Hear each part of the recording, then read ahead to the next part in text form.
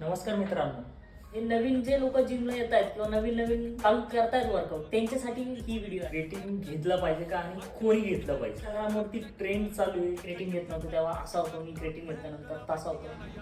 आणि पहिली गोष्ट, फक्त क्रिएटिन उपयोगाचं नाही. क्रिएटिन घेतल्या आधी असं होतो, मी क्रिएटिन घेतल्यानंतर असं झालं.